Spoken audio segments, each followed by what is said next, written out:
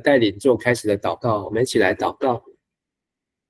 亲爱的天父上帝，我们感谢你带领我们一天的忙碌，也能够在晚上一同在线上聚集来共读上帝的话语。也感谢你赐给我们保罗所写的提摩太书信，让我们能够从这当中看见上帝你借着圣灵的工作与人同在。也求你祝福我们今天晚上在这边的聚集，让你的话语再次进入每个人的心中，让我们听了能够明白上帝的心意。祝福每下的时间，这样祷告祈求感谢，奉靠主耶稣基督的名，阿们。阿们。好，我们要读的是提摩太前书的第4章，从第6节读到第4章的最后一节第16节。那么要请书成长老来带领我们大家来读这一段的经文。好，提摩太前书4章第16节，4章第6节。如果你们把这些事指示弟兄姐妹们，你就是基督耶稣的好仆人。同时，那信心之道和你一向跟从的正确道理，会帮助你自己在灵性上长进。至于那些不值一谈的荒唐传说，都应该避免，要为着敬虔的生活锻炼自己。身体的锻炼固然有些益处，灵性的锻炼在各方面对你都有益处，因为后者带来今生和来生的盼望。这话是可靠的，值得完全接受的。因此，我们辛劳努力把盼望寄托于永生的上帝，他是万人的救主，更是信他的人的救主。你们要把这些事指示他们，教导他们，别让人小看你年轻，无论在言语、行为、爱心、信心和纯洁各方面，都要做信徒的榜样。你要在宣读圣经、讲道和教导等工作上多下功夫，直到我来。不要忽略了你属灵的恩赐，这恩赐是借着先知的预言和长老们的按手赐给你的。这些事你要专心一意去做，让大家看出你的长进。你要谨慎自己，对你的教导也要小心，要有恒心做这些事，这样你不但能救自己，也能救你的听众。好，谢谢书成长老。那我们在提摩太前书的共读当中，我们看到保罗在离开罗马监狱之后他还有第5次的布道旅行。那这个布道旅行虽然没有从使徒行传可以看到，但是我们可以从提摩太前书、提多书、提摩太后书这3卷书，然后对照它里面书信中的人物、时间、地点，然后甚至有一些跟当时的政治、社会或是教会的这个宗教的这个背景，可以看到保罗在这一段的时间当中，也是一段相当长而且不容易的时刻。那在提摩太前书的第1章讲看到保罗他对提摩太的命令是要来帮助教会把教义跟福音结合，使能够使人归顺。而保罗也用他的得救的经历劝提摩太打美好的仗。而第2章保罗要提摩太在教会当中告诉以弗所教会弟兄姐妹要祷告，为万人为在上君王祷告，上帝的旨意就是要人人得救。而且保罗本身已经为了这样子的上帝的旨意，自己奉差遣做传道使徒教师。而保罗也要提摩太告诉以弗所教会的男人们，不是只有在以弗所教会中，而是所有的男人们都要随处的祷告，女人们要注重内在的生命，内在的这个装饰，就是以用上帝的话语来装饰，而使男人女人都能够认识上帝所赐的权柄，能够让原先罪恶的诅咒变成祝福。那第3章讲到了教会当中需要有监督、长老、执事能够来建立上帝的家，而这样的家的建立是保罗对提摩太在以弗所这个地区要很重要的一个扎根的工作。所以我们可以从昨天有分享到使徒行传的19章、20、21章，保罗在整个以弗所小亚透过以弗所教会2年3个月的扎根，推拉努学堂每天的辩论。推拉努的意思是暴君他在一个外邦人的一个学堂当中的辩论却让福音在这2年3个月传遍了小亚细亚。所以包括我们看到启示录第2章第3章讲到这启示录的7间教会都很有可能就在保罗在以弗所的时候就已经把这个福音带到那一个地区去。那在昨天读到的第4章是保罗前面3章是保罗透过提摩太要对以弗所教会所说的，第4章第1节开始是圣灵透过保罗要对提摩太所说的。所以第4章第1节就说圣灵明说，明确的说圣灵的提醒，而且讲的是超乎保罗提摩太或是以弗所教会的经验，讲到在末后的日子末后的时期，特别是这些的鬼魔的教训，撒谎者假冒然后让人原来的良心被烙印，就是成为这些谎言假先知假教训的奴隶而被禁闭，甚至连上帝所造的婚姻，上帝所设立的婚姻，上帝所造的食物，上帝所造的这个世界都被这些的假先知假教训谎言而被人看作是可厌恶和可弃的。但是保罗说借着上帝的话，借着人的祈祷，这些事情都能够成为圣。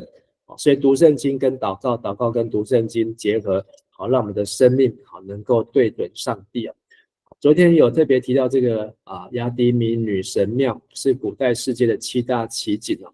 昨天我们看到右边这张照片，就是现在去大概可以看到有人又把这些的柱子好不容易叠起来，但是左边这张图片就是那时候所留下来的一个样子，是一个非常雄伟巨大，但是到今天，而且它在这地上超过了600年的时间，但是到今天几乎可以说片甲不留，只留下这几个石头让人去想象而已。所以我们不是看现在，也不是看地上，而我们是看将来，是看永恒，是看上帝的国。那在今天第4章的后半段6到16节可以分为2大段。第6节到第11节就是保罗信中要求提摩太要教导信徒提防异端，还有要操练敬虔那从这个异端已经渗透，借着以弗所人来人往渗透到教会，诺斯底主义的思想渗透到教会，甚至让人都因为这样而离开教会。而怎么去提防呢？就是要操练敬虔。而第2段是12到16节，保罗要求提摩太就要经常研读上帝的话，而且听到还要去行道，才是聪明的人把房子盖在磐石上。而且提摩太自己本身就要在各方面都做信徒的榜样。所以这一段呢是保罗对提摩太个人的要求。那在这当中在第4章的第7节说要弃绝那世俗的言语世俗的言语它所代表意思就是不圣洁，所以在教会当中不圣洁的话我们可以很容易去知道就是不能够荣耀上帝使人污秽的听了让人心里面会不舒适的这些不圣洁的话都要弃绝。还有老妇荒渺的话，或是老妇的这个无稽传说，这是一个成语，当时候这个希腊世界的用的一个希腊化的成语，它就是希腊的哲学家在辩论的当中，那他们会拿这个成语来讽刺对方所说的是一派胡言就是这个老阿嬷在讲那个远古的漫画在公购一样是不能信的，不能听的，所以这是在当时的一句成语。那保罗也提到说操练在敬虔上要操练自己，操练这个字的原文的意思就是指运动员裸身在训练哦。好，那这里右下角有一个图啊，就是可以让我们知道很多希腊的运动员健美，好，然后他们要锻炼肌肉，而且他们几乎都没穿什么衣服。好，这裸身可能是裸上半身，也有可能是裸全身。好，那他们可能追求的是肌肉的展现，追求的是他们的身材的这个健美。但是这样的操练其实对当时的希腊世界罗马帝国来说，并不陌生，因为他们要练出这样的身体，或是要练出这样的体能，是需要一而再再而三不断重复的。就像我们今天在看这样的球赛，这些运动员他们要接受规律严格而且是长期的训练。所以保罗说这个敬虔呢，在信仰上的敬虔是要向运动员来学习的。那这个操练敬虔，操练身体上有益处，操练敬虔在今生它有今生和来生的应许。好，那这是圣经当中少数提到来生。这个来生会让我们有一个错误概念，就是好像我们有轮回，我们还有这个我们还有死了以后还有另外一个生命来生。但是这个来生的意思是指将要来的。好，那将要来的。好，所以今生就是我们现在正在过的生命和那将要来的生命。好，那这两个意思，这串起来意思就是永生啊。好，所以是关于永生的应许。只是说这一句话呢，在第4章第8节，它应该是一个引用的话。所以这是当时在希腊世界，在保罗那个年代，特别可能在以弗所或是在受希腊文明的影响，那他们会用这样子的一段流传的话，操练身体上有益处，但操练敬虔在各方面都有益处，它有现今和来生，今生和来生的应许。所以保罗才说这话是可信，值得完全接受。意思就是说保罗为这句话背书，他也同意，他也阿们这句话。好，那下半段呢，保罗告诉提摩太，要读神的话，遵守神的话，然后不可掉人小看你年轻，要在言语行为爱心信心清洁上都做信徒的榜样。13节说要以宣读圣经、劝勉还有教导为念。这里讲到3件事情。宣读就是指在聚会当中要站起来读神的话，或是读书信。所以包括保罗所写的这一封提摩太前书，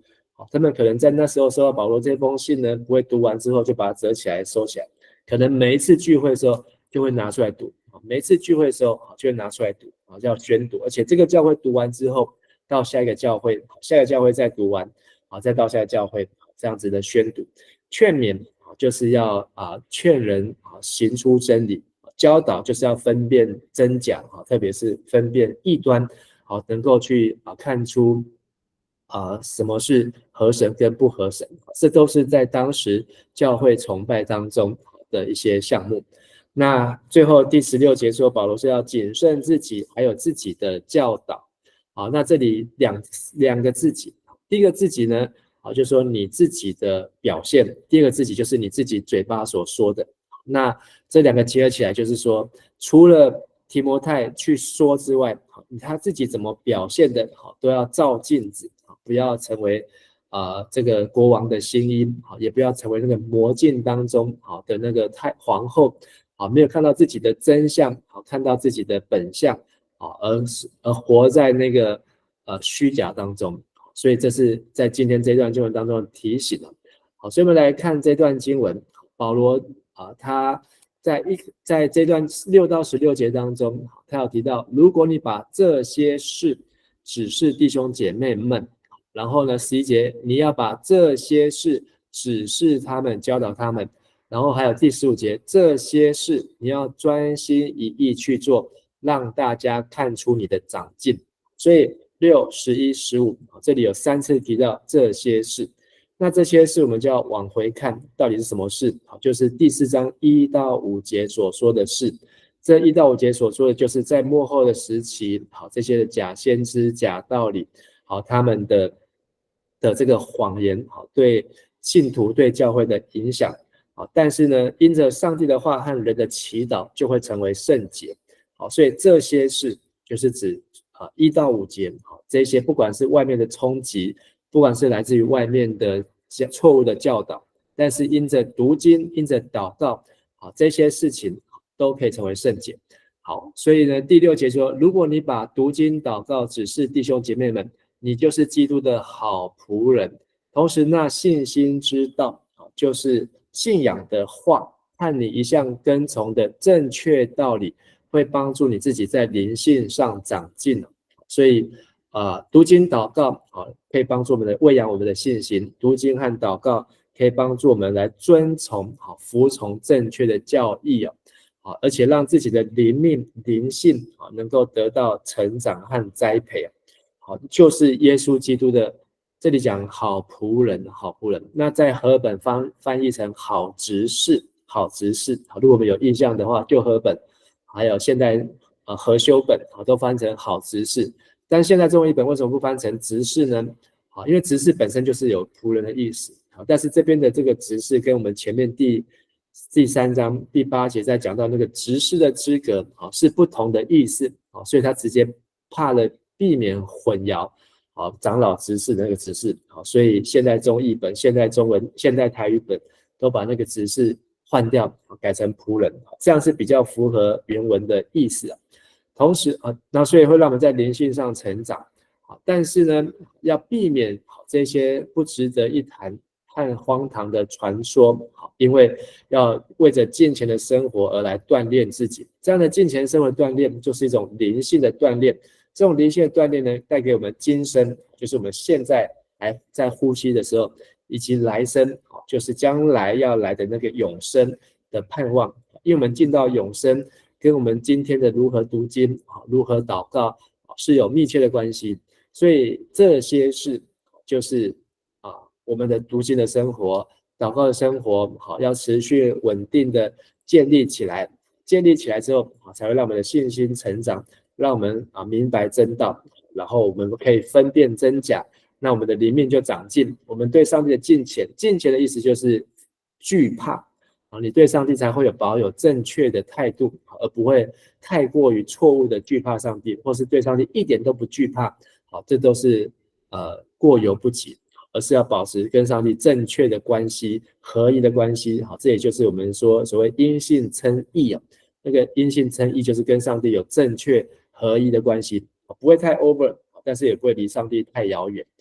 那这样就会透过读经祷告的操练，让我们可以得到永生的应许，而且把那将来的盼望寄托于永生的上帝。所以第10节说，我们辛劳努力，为此我们辛劳和努力，就是保罗他自己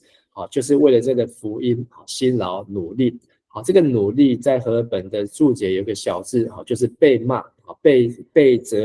谴责，或是说被指责。那所以保罗他为了这些的事情，他可能也受了很多的苦，但是他不会去计较，而是把盼望寄托于永生的上帝，他是全能的神。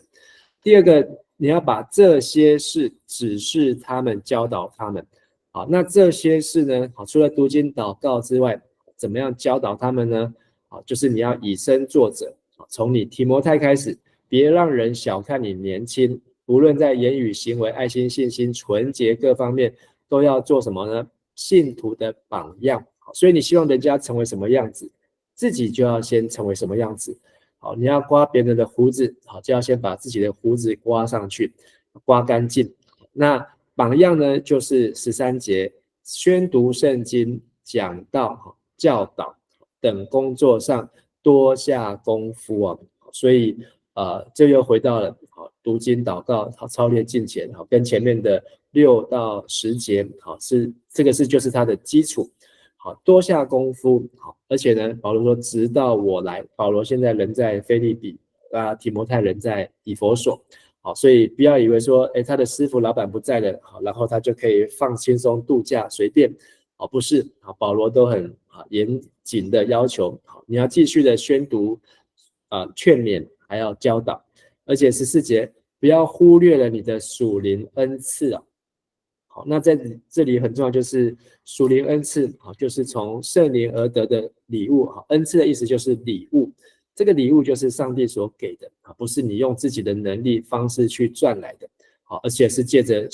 圣灵属灵的礼物。这些礼物呢，保罗说是从前借着先知的预言，还有长老们的按手，上帝所给你的礼物。所以保罗他有什么样的礼物，其实我们也真的看不太出来，但是知道说他个性温和那他很有很有一颗顺服的心可能也是一个很单纯的心那只要是师父保罗所说的他都会去做而且他可能又年轻他又愿意吃苦他甚至一起愿意跟着保罗走这么远的路他有什么样的属灵恩赐？因为我们都从来没有听过提摩太在圣经里面留过任何一句话，他都是一个被提到的名字，或是他的被派去做了什么样的任务和工作。那他没有留下自己的话，但是我们知道，保罗清楚知道提摩太是有属灵的恩赐。这属灵恩赐我们可以看哥林多前书，可以看罗马书，那以弗所书，可以看到有20几种的恩赐。这些的恩赐呢，都是在反映出圣灵所结出来的果子所以保罗要提摩太这些事要指示他们教导他们那所以透过提摩太的恩赐可以传达。第三个，这些事15节你要专心一意去做，让大家看出你的长进所以你虽然要成为榜样，但是不要说我已经足够了。保罗说你要继续，这个继续就是专心 focus 一心一意去做不是读经只有读1个月，只有读1年2年，你要专心一意。祷告不是只有祷告1个礼拜1星期，而不是只有禁食这几天，你要专心一意去做，让大家看到你在读经上面你如何的长进，你在祷告上面你如何的长进。你要谨慎自己，对你的教导也得小心所以你要长进最好的方法不是去看别人去模仿别人，而是回过头来检讨自己回过头来看自己那这个是很重要就是一个教会要怎么成长不是去外面观摩而已，一个教会的成长其实就是回去看自己的历史，回去看自己的教会怎么成长怎么长大成熟的，而对自己所走的路，对自己所的表现愿意去打分数所以一个牧师要怎么样讲道讲得好，不是要去多听别人讲道，就是听自己的讲道我是很少听我自己的讲道，因为我也不太敢听我自己的讲道但是呢，当我们愿意去多看自己去谨慎自己，对自己的教导负责任但是也很不好意思的讲一下有时候我不小心听到自己的讲道，我都会被我自己的讲道吸引有时候觉得说这个某书公料不错怎么你现在讲的那时候讲的对我现在也有帮助。有时候如果有这样子我觉得就是要用这样子的心为自己所教导的也要谨慎负责，然后还要有恒心做这些事所以这个结论就是不管你是读经祷告教导弟兄姐妹的榜样，或是你继续专心一意去做要有恒心的做这些事，这样最后你不但救自己，也救听你的人，就是你所宣讲你所传福音的人所以